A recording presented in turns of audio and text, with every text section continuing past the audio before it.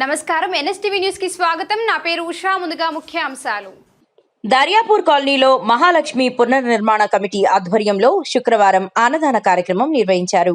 వడ్డే రవి ఆలయ నిర్మాణ కమిటీ గ్రామ పెద్దల సహకారంతో ఈ కార్యక్రమం జరిగింది.